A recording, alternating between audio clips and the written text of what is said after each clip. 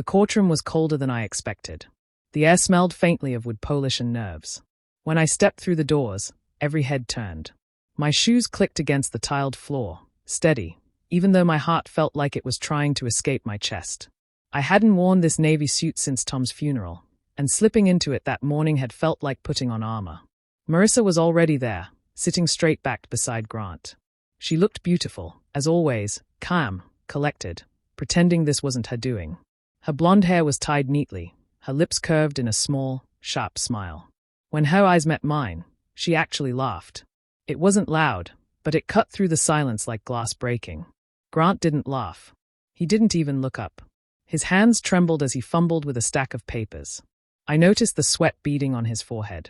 For all his polished suits and smooth talk, he looked smaller now. The judge hadn't entered yet. The lawyers whispered to each other, their voices low, like they were trying not to disturb the storm about to start. My lawyer, Mr. Hawkins, leaned toward me and asked quietly if I was ready. I nodded, though I wasn't sure I truly was. Marissa leaned toward Grant and whispered something, then smirked again, eyes locked on me. It was the same expression she used to give me when she wanted to prove she was right about something trivial, only now it carried poison. I could almost hear her thoughts. You shouldn't have come. I took my seat slowly, keeping my eyes on them. I wanted them to feel it, that I wasn't afraid anymore. Not of their lies, not of their money, not of the shame they tried to drown me in. Across the room, a woman coughed. The sound snapped me back to the moment. My hands rested in my lap, but inside I was shaking. Not from fear this time, from everything that had led us here. The late nights alone. The empty house. The papers I had signed, believing in love and family. The bailiff called for order as the judge entered. Everyone stood. I could feel Grant's stare for the first time, a quick glance, then gone, like he couldn't bear to meet my eyes. Good. He shouldn't. The judge spoke, his voice steady and formal, but I barely heard him. My pulse drowned out everything. I wasn't here as a mother today.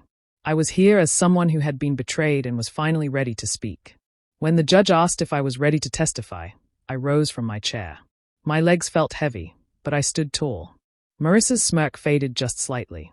Grant rubbed his temple, avoiding me again. I looked straight ahead, not at them, but at the truth that waited on the other side of this. For years, they'd taken everything from me, my home, my trust, my peace. But today wasn't about what they took. It was about what I came to reclaim. 10 years earlier, my life was simple and full, even after loss. Tom had been gone for a few months when I finally went back to the hospital. The smell of disinfectant and coffee was almost comforting. I threw myself into work, taking double shifts, anything to fill the quiet of our empty house. Some nights, I would still set the table for two before remembering. Marissa was in her last year of college then, studying business administration. She was bright and beautiful, the kind of girl who turned heads without trying. I used to sit in my car outside her campus, just to catch a glimpse of her laughing with friends. It gave me a strange kind of peace, knowing she was happy, knowing I'd done something right. Money was tight, but I never wanted her to feel it. I picked up every extra shift I could. My hands ached, and my back hurt from long nights, but it didn't matter. Every paycheck went toward her tuition, her books, her future. When she called crying once about a missed payment, I sold Tom's old watch to cover it. It was the last thing of his I had kept, but I told her it was worth it. She was worth it. When she met Grant, I remember the first time she brought him home. He was polite, with that easy confidence some men have. He shook my hand firmly, called me Mrs. Carr, and helped clear the dinner table without being asked. I liked him right away. He made Marissa laugh, and I hadn't heard that sound in so long. They dated for 2 years before he proposed. I still remember the night she came home with the ring, her eyes glowing. We stayed up until midnight, planning her wedding on scrap paper. I promised I'd help however I could. And I did. I took a small loan against the house to pay for the reception, even when people told me not to. But when I saw her walking down the aisle, it felt like every sacrifice had meaning again. Grant started working as an accountant soon after. He always talked about investments and portfolios, words I didn't fully understand. He'd say, "Don't worry, Mrs. Carr. I'll make sure Marissa never has to worry about money." I believed him. Why wouldn't I? He was her husband, her partner. After they married, they moved into a small house on the outskirts of town. I spent weekends there, cooking, helping them decorate, planting flowers in their yard. Marissa always called me her best friend. She told people I was the strongest woman she knew. Hearing that made every long night at the hospital worth it. Back then, I couldn't imagine a world where she wasn't on my side. She'd hug me tightly and whisper, "You and me, Mom. Always." If only I had known how easily always could turn into never again. When I retired, I thought I was stepping into peace. After 30 years as a nurse, I was tired, physically, emotionally, all of it. My sister, June, kept telling me to move closer to her in Asheville. "You've worked your whole life, Evie," she'd say. "It's time to rest." It made sense. The house Tom and I had shared was too big, too quiet. Every room reminded me of something I'd lost. So, I told Marissa and Grant about my plan. We were sitting in their kitchen that day. Grant looked thoughtful, and Marissa's eyes lit up like she already had a solution. "Mom," she said, "you shouldn't worry about money anymore. Grant can help with that. He knows exactly what to do." Grant smiled, leaning forward with that calm, confident voice of his. "If you sell your house, we can put the money into a family account I'll manage. You'll still have full access, but I can invest it safely. You'll earn interest, and your future will be secure. You won't have to handle any of the stress." It sounded smart. He had always been good with numbers. He handled their finances, their mortgage, everything. Why wouldn't I trust him? I didn't understand investments, but I understood family. And they both looked so sure. I sold the house a month later. It wasn't easy.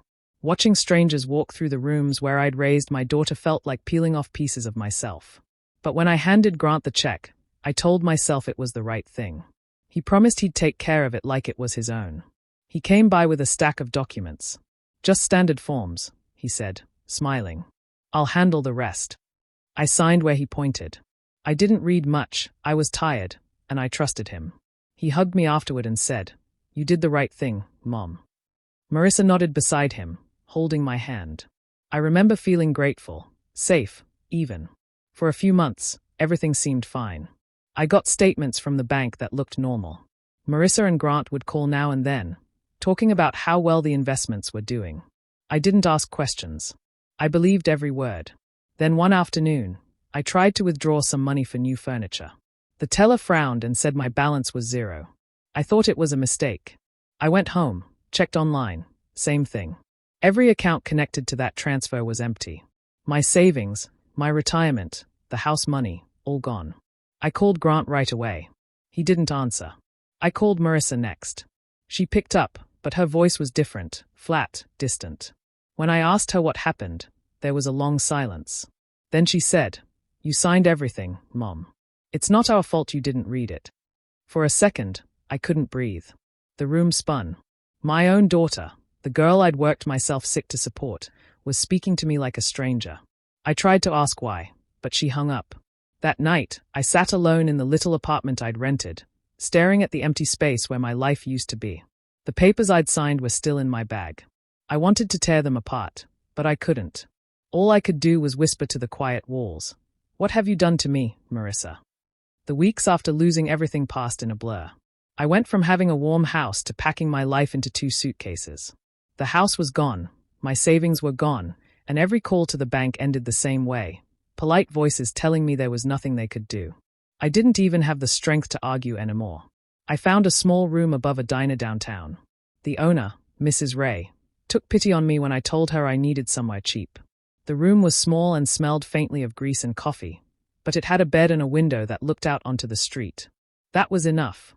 I started helping out downstairs a few days a week, wiping tables and taking orders when they were short-staffed. I hadn't worked like that since I was a teenager. My back ached by noon, and my hands were always sore, but at least I could pay for food and keep the lights on. People didn't look me in the eye much anymore. Some of them knew who I was, the woman who lost everything to her own daughter. Old friends stopped calling. I saw one of them once at the grocery store. She smiled politely, but I could see it in her eyes, pity mixed with discomfort. After that, I started shopping late at night when no one would see me. It was easier that way. At night, when the diner closed and the street outside went quiet, I'd sit by the window with a cup of instant coffee and stare at the lights below. My mind would wander back to that phone call. Marissa's voice, cold, clipped, without a trace of guilt. "You should have been smarter, Mom." That sentence dug itself into me.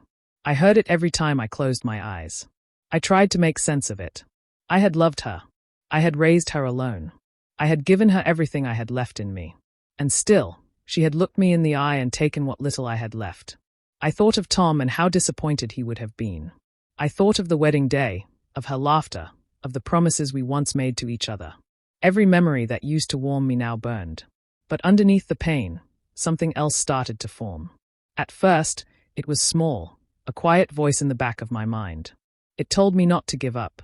It reminded me of who I used to be before all of this. I had worked through nights of exhaustion, raised a child alone, buried a husband, and still stood up every morning to keep going. They think I'm broken, I whispered to the dark one night. My voice was rough, but steady. But they forgot who taught them to fight. That thought stayed with me. It didn't erase the hurt, but it gave me something to hold on to. A small spark of strength buried under all the ashes. I didn't know how yet, but I knew I wasn't done. Not by a long shot. Every morning at the diner started the same. The smell of bacon, the sound of the coffee machine, and the clatter of plates filled the air. Most customers came and went without saying more than a few words. But one man stood out, an older gentleman who always sat in the same corner booth by the window. He wore a grey cap, glasses that slid down his nose, and he always brought a folded newspaper and a crossword book. His name was Dylan Keene. He ordered the same thing every morning, black coffee and oatmeal with raisins. He was quiet at first, polite but reserved. Over time, we started talking.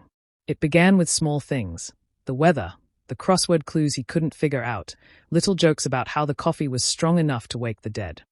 There was something calm about him. He never pried, never looked at me with pity, just quiet understanding. One afternoon, the diner was slow, and I sat across from him while folding napkins. He looked at me over his glasses and said softly, "You carry a lot on your face, Mrs. Carr. Want to tell me about it?" I don't know why, but I did. The words just came out. Maybe it was the way he asked, or maybe I was just tired of holding it in. I told him everything, about Marissa, the house, the money, how I'd lost it all.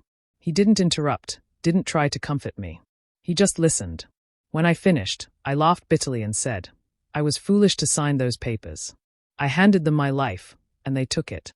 He stayed quiet for a moment, then asked, "Do you still have the papers?" I nodded. They were folded in an old envelope I kept in my bag. I carried them everywhere, as if keeping them close would make it all less real. I handed them to him, not expecting anything. He unfolded them, adjusted his glasses, and started reading carefully. The diner noise faded into the background. I watched him trace the lines of text with his finger, his brow tightening. After a while, he leaned back and let out a slow breath. "Evelyn," he said, his voice low but steady, "you didn't give them full ownership. This isn't what you think it is." I frowned, not understanding. He tapped one section near the bottom of the page. "See this clause? You named them conditional trustees. That means if there's evidence of deception or fraud, you can revoke their control and reclaim everything. You didn't lose it, not legally." For a moment, I just stared at him. His words didn't make sense. I had spent years believing everything was gone. I whispered, "You're saying I can get it back?" He nodded. "If we can prove they acted in bad faith, yes. Every cent." Something inside me shifted then. It wasn't joy exactly, more like the faintest flicker of something I hadn't felt in a long time. Hope. It wasn't loud or dramatic. It was quiet, steady, real. As he handed the papers back, Dylan smiled gently. "You were tricked, Evelyn. But that doesn't mean you're powerless." I folded the documents carefully, holding them as if they were something alive. For the first time in years, the weight on my chest lifted just a little. Maybe, just maybe, I wasn't finished after all. We moved carefully, like people stepping through a dark house who don't want to wake the dog. Dylan knew the language of paper and law better than I did, so he took the lead. He wrote letters, made calls, and used contacts from his old days at the bar. I gave him every scrap I had, old bank slips, emails I'd saved, names of people who had helped me with the house sale. He organized it into a neat stack and said, "This will do." First, we asked the bank for copies of every transaction tied to my accounts. Dylan explained how to request transaction histories and follow transfers. The bank wasn't eager at first, but once we mentioned a lawyer, the requests moved faster. The records showed movement of money at odd times and into accounts that didn't bear Grant or Marissa's names. Some transfers were routed through small companies I'd never heard of. That felt like stepping into a maze, but every page we pulled out put light on a path. Next, Dylan suggested we talk to people Grant had worked for. He gave me a list to call, former clients and acquaintances he had heard murmurs about. I was nervous about calling strangers, but I did it anyway. One woman told me her life savings had disappeared after Grant managed her accounts. Another man said Grant had recommended a business that turned out to be a shell. Their stories matched pieces of mine. They remembered dates, checks, and promises. They agreed to meet and share what they had. Dylan also dug for emails and paperwork. He showed me how small details matter: an extra initial, a poorly worded line in a contract, an instruction that didn't seem right. He printed everything and highlighted places where Grant's notes contradicted bank records. Sometimes he would sigh and say, "He left tracks." Those words made me feel less foolish and more like someone who had found a breadcrumb trail out of a dark forest. We reached out to a state investigator Dylan knew, a woman who had been quietly looking into suspicious accounts tied to Grant. She listened, asked calm questions, and then asked for the documents. When she came to meet me, she wasn't dramatic. She sat at my kitchen table with a legal pad and a quiet voice. "If we can show deliberate concealment and transfers to personal accounts," she said, "we have a case." I told her everything I knew, down to the small details I had almost forgotten. As the evidence piled up, Dylan and the investigator mapped a timeline of transactions and behaviors. They found a pattern: client money rerouted, promises made, and a trail that led back to the same shell companies. It looked like my money had been the first test, and then others were hit later. I practiced telling my story out loud. At first my voice shook. I stumbled over dates and names. Dylan corrected me gently. "Tell them what it felt like," he said. "Not just the numbers." So I did. I rehearsed in the diner after closing, in the small mirror in my room, and sometimes into my pillow at night. When they said I would be a witness, I felt fear and something else, a fierce need to stand before them and speak the truth. I told Dylan one thing I wouldn't change. I wanted to face them in court myself. It wasn't about showmanship. It was about making sure the record held my voice, my hurt, and my refusal to be erased. The plan was set: gather every piece, build an airtight timeline, partner with the investigator, and bring the truth into a courtroom where it could not be ignored. The night before the hearing was still and heavy, like the world was holding its breath. I sat at the small table in my room, the case files spread out in front of me. Every page felt like a reminder of what had been taken and what I was about to face. Dylan had gone home for the evening after reminding me to rest. But sleep didn't come easily anymore. I made a cup of tea and sat by the window, watching the streetlights flicker. The phone rang just after 9. I almost didn't answer, but the number on the screen made my heart skip. It was Marissa. For a few seconds, I just stared at her name, my thumb hovering over the button. When I finally picked up, I didn't say anything. I just waited. Her voice came through sharp and cold. "Mom, don't do this. You'll ruin us." It wasn't the sound of a daughter begging. It was a warning. I could almost picture her pacing, her tone clipped and rehearsed. For a moment, I thought she might say she was sorry, but the words never came. I took a slow breath. "You already did that yourself," I said quietly. My voice surprised me, steady, calm, not angry. I had no fire left for shouting. Just truth. There was silence on the other end. Then she tried again, softer this time. "You don't understand. If you go through with this, Grant could lose everything. We could lose everything." I almost laughed. "You mean everything you took from me?" Her breath hitched, and for a second, I thought I heard the smallest crack in her voice. But then she hardened again. "You're making a mistake." I ended the call without another word. My hands trembled, but not from fear. It felt like closing the final door on something that had already died a long time ago. A few minutes later, the phone rang again. This time it was Grant. His tone was different, forced confidence, the kind people use when they are trying to sound in control. "Mrs. Carr," he began, too formal now, "I think you should reconsider your statement tomorrow. You don't have legal grounds for." I cut him off. "Grant, stop pretending. You don't scare me anymore." He hesitated, then tried to recover. "You signed everything. You can't prove intent. These things get messy." His voice cracked mid-sentence, just a faint tremor, but it was enough. He was nervous. He He knew what we had found. I let a pause stretch between us before I spoke. You know what's messy? Watching your daughter turn her back on you while her husband steals your life's work. He didn't respond. I could hear him breathing, shallow and uneven. Then the line went dead. I set the phone down and looked around my small room. It wasn't much, but it was mine. It was honest. Everything they had built was about to crumble under the weight of their own greed. For the first time in years, I felt calm. The kind of calm that comes when there's nothing left to lose and nothing left to hide. Tomorrow, I would walk into that courtroom not as a victim, but as someone who had survived them both. The courtroom was silent except for the rustle of papers and the soft hum of the ceiling fan. I sat at the witness stand, my hands folded tightly in my lap. The same navy suit clung to my shoulders, a little worn but strong, like me. Across the room, Marissa sat beside Grant, her chin high, her face unreadable. Grant's lawyer whispered to him, but I could see the tension in his jaw.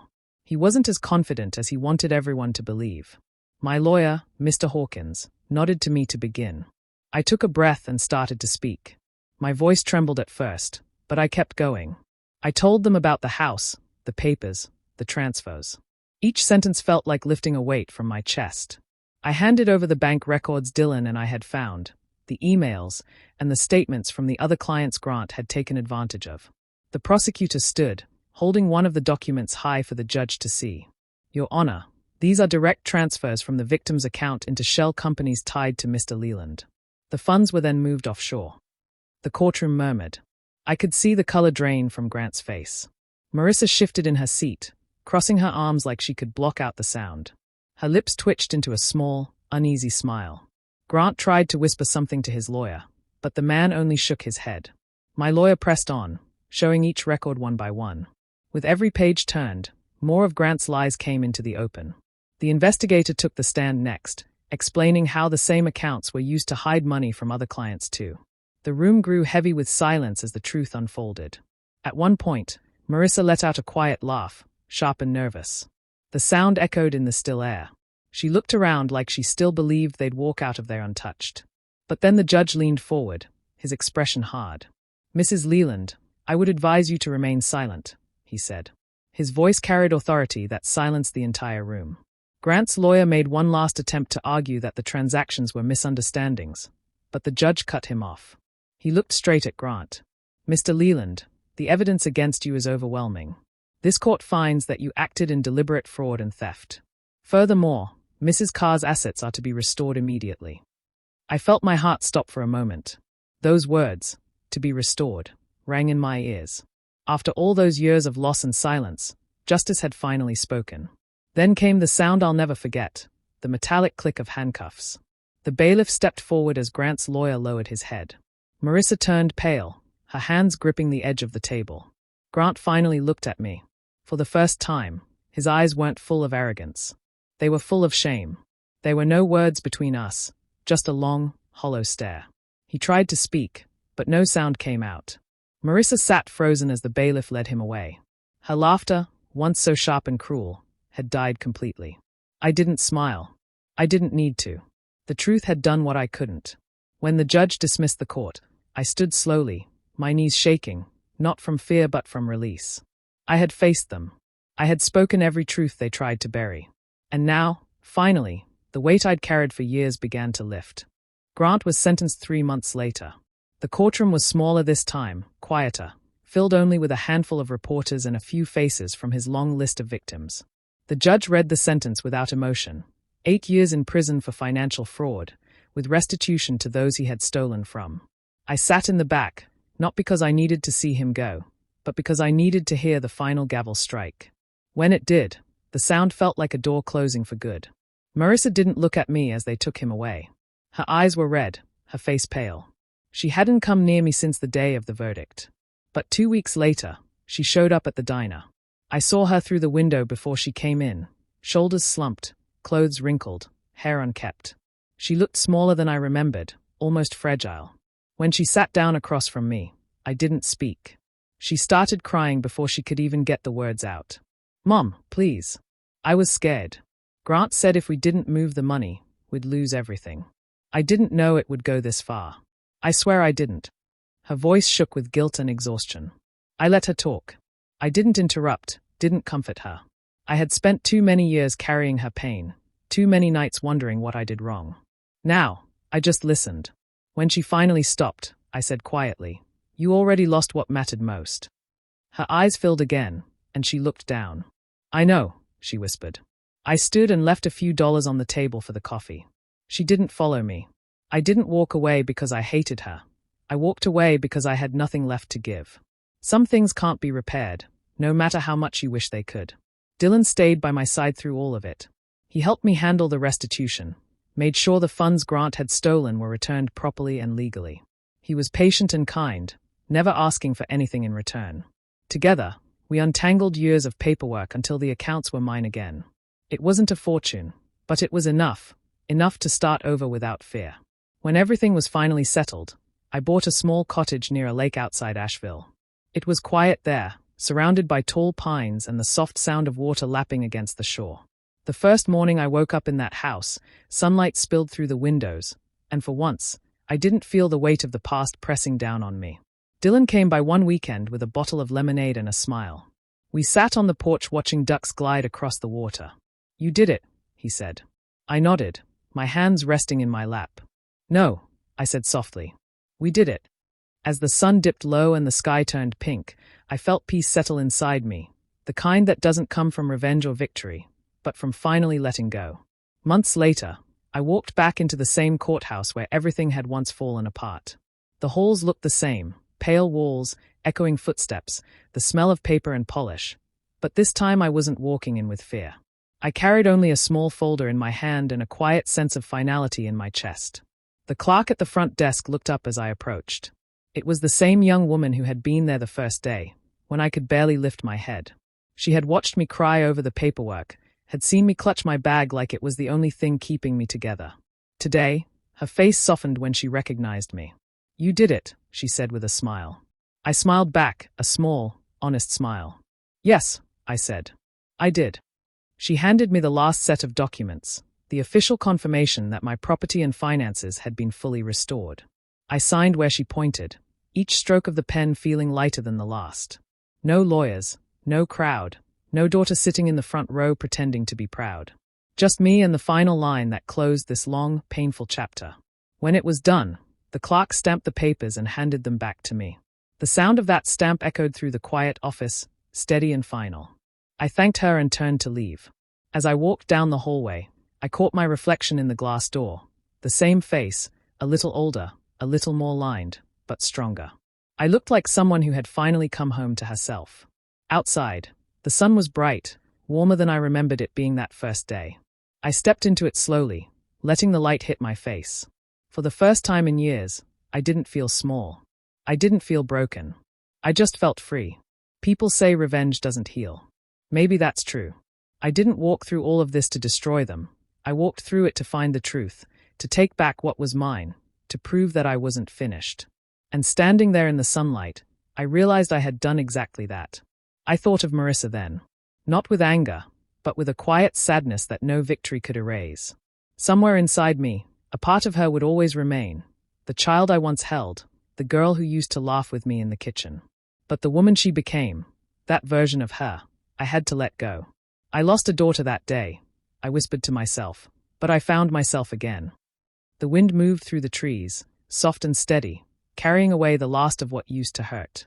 I walked down the courthouse steps without looking back, the folder tucked under my arm, my heart finally steady. The world felt open again, not perfect, but mine. And that was enough.